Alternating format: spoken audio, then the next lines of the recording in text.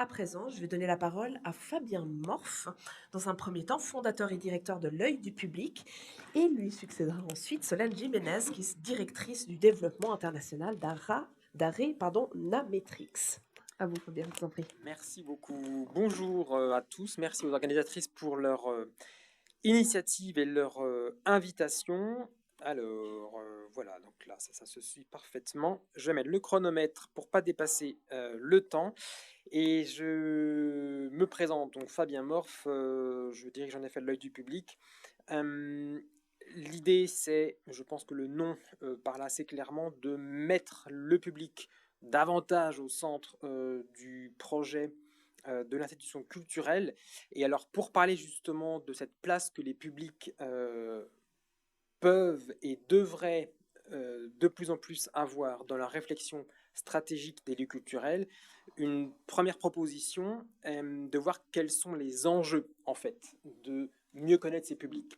Il y a d'abord un enjeu de proximité qui me paraît assez évident dans la mesure où on peut dire que parce qu'on connaît mieux les publics sur la base de données et non pas que sur la base d'intuition, on peut mieux comprendre qui ils sont, donc on peut mieux leur parler.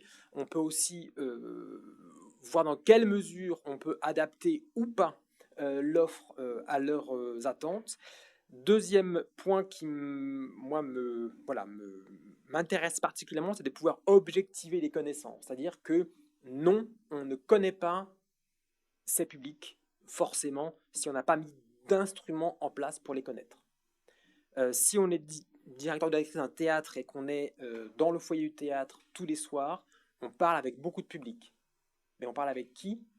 D'abord et avant tout avec les fans, avec ceux qui nous aiment bien, qui viennent nous voir, qui nous serrent la main, qui disent ah comment ça va, etc. Eux on les connaît.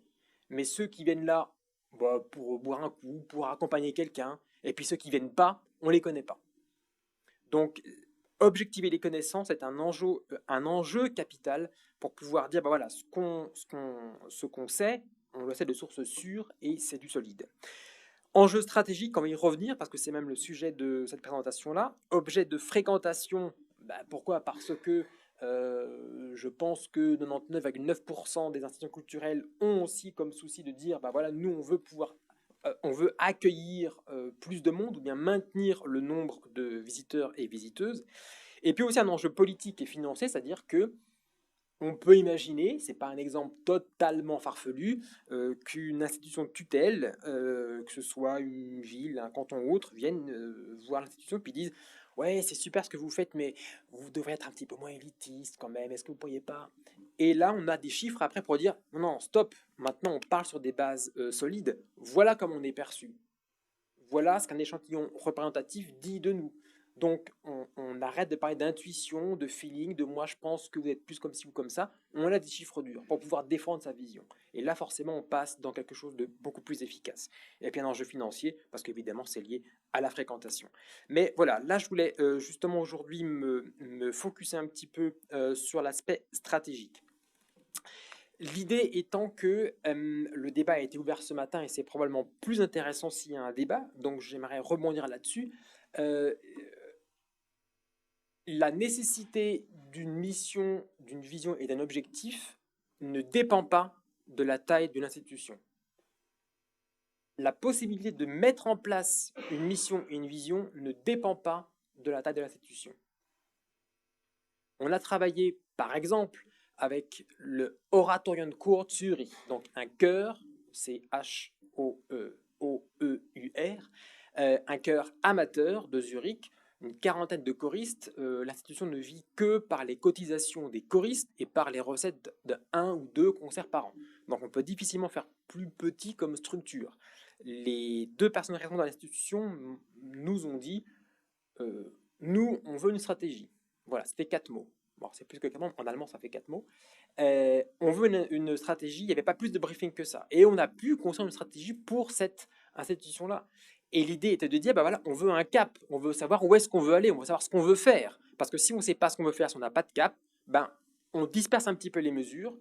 Et quand on a peu d'argent, l'argent est plus cher. Donc on est encore plus obligé à devoir concentrer les moyens sur un point précis qu'on veut adresser, sur lequel on veut travailler. Sinon, dispersion des moyens, perte d'efficacité. Exemple, probablement que toutes les institutions veulent avoir des visiteurs ou visiteuses fidèles. Pour qu'on revienne plusieurs fois, il faut déjà venir une première fois. Pour qu'on vienne une première fois, il faut déjà avoir envie de venir. Pour qu'on ait envie de venir, il faut déjà qu'on connaisse l'institution. Donc on a bien ici comme un tunnel, on pourrait dire, de conversion qui peut se dessiner et on peut mesurer les étapes à chaque fois. Et puis comparer ces trois moments de conversion, on pourrait dire, donc ici, là et là, et puis voir en comparaison par rapport à d'autres institutions, est-ce qu'on est plutôt bon ou plutôt pas bon. Et pas bon, ça ne veut pas dire ah, on n'est pas bon, ça veut dire c'est là où on a de la marge de manœuvre pour s'améliorer. Donc c'est très utile. Un exemple pour montrer justement que cette réflexion stratégique, c'est pas juste pour faire beau sur un papier, ça sert à quelque chose, ça peut servir et ça doit servir. Même je dirais à l'inverse, ça doit servir et ça peut servir. Et cette nécessité des données, elle se cristallise dans le fait que les données permettent de pouvoir construire des modèles comme ça, qui ne sont pas compliqués à construire. Il faut savoir comment le faire, bien entendu, mais ça se fait et c'est utile. Et j'aimerais justement rebondir là-dessus par rapport à l'importance des données, et par rapport au numérique, parce que notre sujet c'est le numérique aujourd'hui, avec cette image qui est montrée régulièrement dans les séminaires, conférences, salons, foires, etc., qui portent sur le numérique, que j'ai vu à plusieurs reprises. Et j'ai entendu ce commentaire-là de la part de présentateurs qui l'avaient utilisé en disant bah oui, le digital, le numérique, ça devient un passage obligé et on doit y passer, etc., etc. Et il faut évoluer. De mon point de vue, c'est n'importe quoi comme discours. Pourquoi? Parce que on peut interpréter cette image, et c'est ce que je fais maintenant, en disant, bah voilà, le zèbre là qui est sur votre côté droit, si je ne me trompe pas, voilà, c'est ça, il n'a pas besoin d'avoir un QR code sur son truc, sur sa robe. Donc le digital n'est pas une fin en soi, c'est uniquement un moyen. Donc on ne va pas s'amuser à faire des applications pour explorer, pour essayer, pour dire ouais ça c'est bien, des autres institutions font telle exposition immersive ou telle application ou tel modèle en 3D, 5D, 7D, on va la faire aussi. Bah non, on la fait si ça correspond à l'objectif qu'on s'est fixé. Si ça ne correspond pas à l'objectif, on ne le fait pas. Il n'y a pas d'obligation à faire de digital. Le digital, il est là pour répondre davantage aux nouveaux entre guillemets, aux éventuels nouveaux usages des publics, ou bien pour répondre aux objectifs qu'on s'est fixés, par exemple en termes de élargissement des publics, ou bien un accès facilité à nos collections. Et c'est si on veut l'accès facilité aux collections, alors peut-être que telle ou telle approche digitale peut nous aider, ou pas, à voir. Mais il ne faut pas renverser le sujet. Et justement, pour trouver ces données-là, il n'est pas indispensable d'être le musée du Louvre, d'avoir un budget de 4 milliards de dollars à disposition. Il y a des données qui existent, qui sont simples, faciles d'accès. Typiquement, j'ai pris cette image-là. C'est une image que vous pourrez trouver sur Google également. Bah voilà, c'est tout simplement l'affinité des plateformes des réseaux sociaux selon qu'on soit homme, femme, plutôt vieux ou plutôt jeune. Et ça, c'est très utile. Ah, on va ouvrir un compte TikTok? Non, pas forcément, non. On va d'abord voir qui sont tes publics, et puis après, on va voir, selon l'âge et le profil de tes publics, quelle est la plateforme des réseaux sociaux qui correspond le plus à tes publics. Et ça, bah voilà, ça vient de l'IGEM, c'est une étude qui existe depuis une dizaine d'années, qui est faite en Suisse, qui a été publiée là, il y a quelques mois pour l'édition de 2022, et on a des chiffres ici concrets qui montrent bah voilà, quel est le profil de telle plateforme. Et là, j'espère que tout le monde voit bien l'intérêt des données pour piloter les actions sur la base de données. Il me reste 1 minute, d'où l'intérêt de mettre un chronomètre. Et j'aimerais du coup juste vous montrer ce slide-là, puis après j'en terminerai avec une présentation. Également dans cette démarche de pouvoir dire d'objectivation des connaissances et de complément des connaissances, le parcours visiteur. On a parlé du parcours visiteur, ce que tout le monde comprend, dans le sens, bah voilà, tiens, j'ai envie d'aller au musée, j'achète mon billet, je vais au musée, je prends le tramway, le bus, je sais pas quoi, je vais après dans le musée, je prends mon billet, etc. Bah, vous connaissez l'histoire. C'est le parcours visiteur dont Solène va vous parler un petit peu après. Le parcours, je dirais, spécifique à la visite, mais on peut aussi appréhender le visiteur au sens général du terme sur un parcours plus large. Ah oui, en effet, le micro, hein. C'est-à-dire quel est son parcours de vie, je dirais, plus largement. Et ça peut être aussi très utile pour pouvoir mettre en place des stratégies. Et l'exemple que j'utilise souvent, parce que tout le monde le comprend et qu'il est bien simple, prenons Red Bull. Quelles sont ses cibles? Une des cibles de Red Bull, c'est les étudiants. Ok. Quel est le parcours de vie d'un étudiant? Bah voilà, par exemple, sur la journée, il se lève le matin, il petit déjeune ou pas, il prend son bus, il va à la gare, après il attend à la gare son train, puis après il prend le train, il va à l'université, il va ses cours, le midi il mange à la cantine, etc. Dans ce parcours de vie-là, à quel moment ça fait du sens que Red Bull parle à cet étudiant? Probablement, par exemple, quand il est le matin sur le quai de la gare à attendre son train. Pourquoi? Parce qu'il n'a rien à faire, parce qu'il a 3 minutes qui sont bloquées à attendre, qu'il a le téléphone et qu'il y a un Selecta qui est juste à côté. Donc l'étude de ce parcours visiteur hors visite, je dirais, peut être aussi tout à fait pertinent pour pouvoir identifier quels sont les bons moments à parler à qui et sur quel sujet. Et ça, on peut appeler ça, sous le terme de persona, qui a été troisième fois quand même, hein. On n'apprend pas, c'est ça qui est terrible. Ce concept de persona qui a été évoqué ce matin et qui consiste à dresser une carte descriptive de telle et telle cible. Même si le mot est anglais, à la limite, on s'en fiche. Ce qui compte, c'est quel est l'outil. Et cet outil, il est faisable et il est utile. Et il ne nécessite pas de moyens. Il nécessite du temps, je vous l'accorde, mais il ne nécessite pas de moyens. Donc ça illustre, en fait, de mon point de vue en tout cas, quelle est la place que les données peuvent prendre dans l'étude des publics et pour l'élaboration des stratégies. Je vous remercie.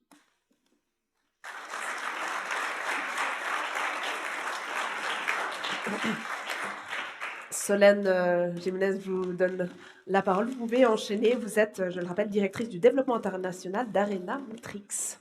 Bonjour à tous. Je vais essayer d'apprendre de tes erreurs, Fabien. Alors, on va continuer sur... C'est une présentation à deux voix avec finalement comme invitation pour vous à réfléchir à la motivation d'utiliser les données spectateurs. Donc on a déjà un petit peu parlé de quelles données on parle, quelles sont les données à disposition. Je vais aussi parler de comment avoir accès à d'autres données qui ne sont pas encore disponibles pour vous. Mais pour commencer, la question c'est finalement quels sont les besoins dans votre contexte qui vous motiveraient à avoir une utilisation plus active des données visiteurs. Est-ce qu'on parle de maintenir une fréquentation avec la peur que finalement elle décroisse? Est-ce qu'on veut augmenter la fréquentation de vos lieux? Est-ce qu'on parle plus concrètement des recettes liées aux visites, donc aussi des données liées vraiment à de la transaction, à de la vente de billets?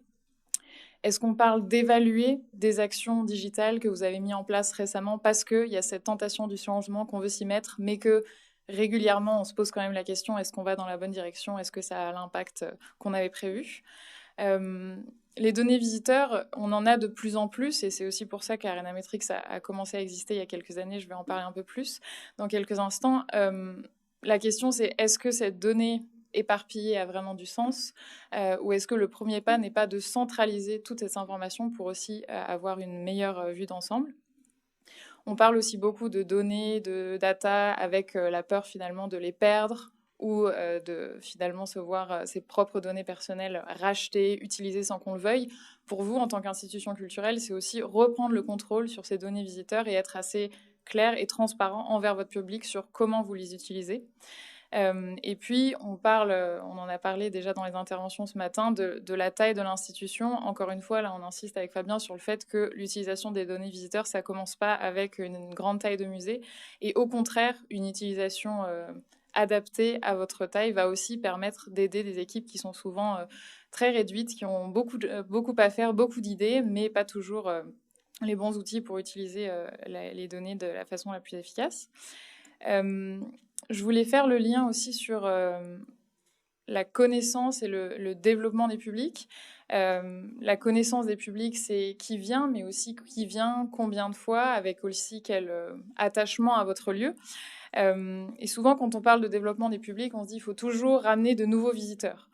Sauf que quand on regarde comment est construite finalement votre base de données des visiteurs, on se rend compte que la part des primo-acheteurs de billets ou primo-visiteurs qui viennent pour la première fois et qui ne deviennent jamais des visiteurs réguliers est très importante. Donc finalement, vous arrivez souvent très bien à avoir des nouveaux visiteurs qui viennent une fois et ne reviennent jamais. Et le développement des publics, c'est aussi savoir faire évoluer, développer la relation pour que ces visiteurs qui ont eu une expérience qui les a inspirés reviennent une deuxième fois, une troisième fois, finalement passent dans cette pyramide que je vous propose vers les visiteurs réguliers, voire même vers des promoteurs de votre lieu qui ont vraiment un attachement assez fort, ce qui marche parfois d'autant plus avec des musées de petite taille.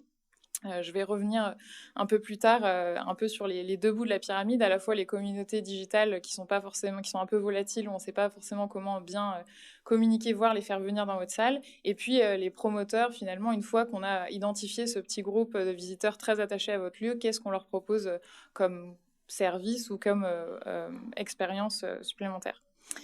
Quand on parle de données, j'ai aussi souvent la réaction « oui, mais en fait, la donnée, c'est que la vente de billets, et puis nous, on s'est mis à la billetterie il n'y a pas très longtemps, voire c'est encore en place, voire on ne l'a pas encore ». Finalement, l'utilisation des données visiteurs, ça va plus loin que simplement la vente de billets. C'est aussi pour ça qu'on a une intervention croisée avec Fabien sur l'étude des publics qui va au-delà de simplement qui a acheté un billet, à quelle heure et à quel prix. Donc ici, je vous présente quelques exemples avec plutôt sur le haut de l'axe en bleu, un peu comment se mettre le pied à l'étrier sur l'utilisation des données avec des exemples assez simples comme on commence par le recueil du consentement à recevoir une newsletter, qui est un moment assez stratégique où finalement le visiteur va spontanément, volontairement partager de l'information sur lui-même, et ça peut être très simplement un nom, prénom, adresse email, voire peut-être même un code postal, et qui a envie que vous l'utilisiez.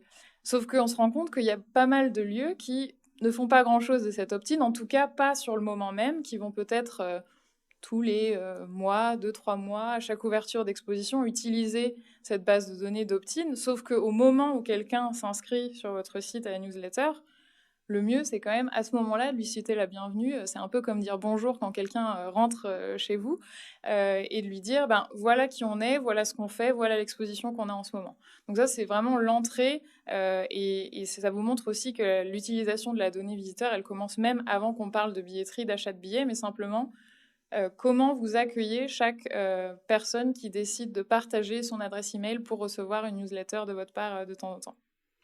Pour continuer sur la question de comment gérer la donnée, alors là on est en Suisse, mais si on parle de vouloir bien suivre les lois, notamment le RGPD ou la législation en place, ou un peu une sensibilité sur, en fait, on ne veut pas trop utiliser la donnée visiteur, vous pouvez même aller encore plus loin. Et un exemple, plutôt sur le bout tout en haut à droite, le traitement des inactifs. Vous pouvez aussi régulièrement regarder, mais finalement, on a reçu un consentement, il y a des personnes qui ont accepté de partager leur adresse email pour recevoir une newsletter, mais finalement, elles l'ouvrent jamais, elles cliquent jamais. C'est un moment pour se poser la question, est-ce qu'on envoie le bon contenu? Est-ce qu'on a été clair sur, en recueillant ce consentement, est-ce que c'est ce genre d'information auquel s'attendait la personne? Et ça peut être un moment pour recréer de l'engagement en posant la question, est-ce que finalement vous vous attendiez à un autre contenu? Est-ce que c'est autre chose qui vous intéresse? Est-ce que vous venez dans notre région seulement sur la période de Noël et du coup ça vous intéresserait d'avoir seulement une fois par an notre newsletter? Ce sont des exemples de comment utiliser de la donnée même en dehors de la donnée billetterie. Alors ça, c'est une introduction un petit peu théorique. Je voulais vous donner des exemples un peu plus concrets, notamment de lieux que Arenametrics accompagne. Alors ça va être à la fois des lieux comme les musées Culture Espace. Là, je vais vous parler des bassins des Lumières à Bordeaux. On travaille également avec la Monnaie de Paris, dont on a parlé juste avant avec l'intervention d'Antoine, mais aussi avec des lieux plus petits, comme par exemple Explorit à Yverdon pour les locaux qui proposent des expositions comme Science City à direction des enfants. Donc différents types d'expositions de contenu derrière vraiment le mot musée. Et en quelques mots, Arenametrics a deux objectifs. Le premier, c'est de vous aider à rassembler les données visiteurs qui, comme je vous le disais, sont souvent un petit peu éparpillées et pas forcément faciles à manipuler. Et ensuite, de pouvoir utiliser cette donnée visiteur à différents moments en fonction des points de contact que vous voulez avoir avec votre public. Et donc là, quelques exemples. Est-ce que c'est au moment on vient de parler de l'inscription à la newsletter, on pourrait parler au moment de l'achat d'un billet. Il y a ce moment entre je viens d'acheter un billet et je ne suis pas encore venu. Finalement, c'est un moment intéressant pour alimenter la relation avec ce public. Quelqu'un vient de venir à une exposition, c'est une information qu'on a. Comment le faire revenir ? Ne pas l'inviter à revenir voir la même exposition, c'est pas forcément plus pertinent, mais utiliser cette information pour l'inviter à revenir sur un autre événement. Et puis quelqu'un qui n'est pas venu depuis longtemps, on en revient à ce groupe, les primo-visiteurs qui ne reviennent pas forcément, même en ayant passé une bonne expérience, comment leur donner envie de revenir au bon moment. La collecte de données, c'est peut-être aussi la question que vous vous posez. Oui, mais comment finalement j'accède à cette donnée ? Je viens d'en parler, il y a à la fois ce qui se passe côté vente en ligne. Selon l'état d'avancement de l'intégration de la vente en ligne sur vos sites, je vous invite à régulièrement vous demander à quel point sur la navigation du site, l'achat d'un billet est un moment qui est bien présenté, qui est attractif, et vous naviguez régulièrement sur d'autres sites, donc c'est le moment aussi de sortir un petit peu du secteur culturel et peut-être s'inspirer d'autres bonnes pratiques. On a parlé de notamment la collecte de consentement. C'est aussi le moment de regarder sur le site, mais finalement, à quel endroit il est possible de s'inscrire à notre newsletter ? Est-ce que c'est un formulaire qui est intuitif ? Est-ce que c'est clair quel genre d'informations je vais recevoir ? Et puis, l'acquisition finalement de contacts hors écosystème. C'était pour moi le moment d'en parler aujourd'hui, puisque avec le réseau qu'on a créé avec cette conférence aujourd'hui et demain, c'est le moment de se demander est-ce qu'il n'y a pas une approche d'échange de visibilité à créer avec les personnes que vous allez rencontrer, puisque finalement, de la part de votre public, vraiment si on se remet dans la place du visiteur, c'est plutôt perçu comme une bonne chose que vous soyez prescripteur d'autres événements qui se passent, puisque vous êtes fallait que ça arrive, puisque vous êtes connaisseur et que pour un visiteur, c'est aussi un très bon signe dans la newsletter de ne pas toujours venez prendre des billets pour venir chez nous, mais de dire regardez, il y a une expo qui ressemble à ce que vous avez vu il y a quelques mois, qui se passe chez un autre musée, mais je vous conseille d'y aller. Donc c'est peut-être aussi une idée à créer, un objectif pour vous, avec quel autre musée on pourrait avoir des communications croisées dans les prochains mois. Alors, pour continuer dans quelque chose d'assez concret, je vais essayer de finir rapidement. 2 exemples. Si je repars sur la pyramide, les communautés digitales, comment interagir, comment on leur donne envie de venir. Les jeux concours, qui sont peut-être pour vous plus associés à des places de concert qu'à une invitation dans les musées. Or, je suis sûre que vos médiateurs ont plein d'anecdotes assez croustillantes qui peuvent attirer l'attention et peuvent donner lieu à des jeux concours assez excitants. Et le jeu concours, c'est pas simplement, mais en fait, on va offrir 2 places, donc il y a 2 euros gagnants à qui on leur dit voilà, vous pouvez venir tel jour, c'est gratuit. En fait, c'est tout un processus de comment vous l'annoncez, ce qui vous donne de la visibilité. Comment toutes les personnes qui se sont inscrites, finalement, à ce moment-là, sont intéressées de savoir qui vous êtes, qu'est-ce qu'il y a derrière le quiz que vous avez publié sur Facebook, sur Instagram ou sur TikTok. Au moment de l'annonce du résultat, comment vous le faites ? Et puis, en fait, vous avez cette communauté de personnes qui avaient envie de gagner, qui vont peut-être aussi avoir envie de retenter. Ça pose aussi la question de la régularité de ce genre d'action. Un autre exemple, on est plutôt sur le haut de la pyramide, les promoteurs.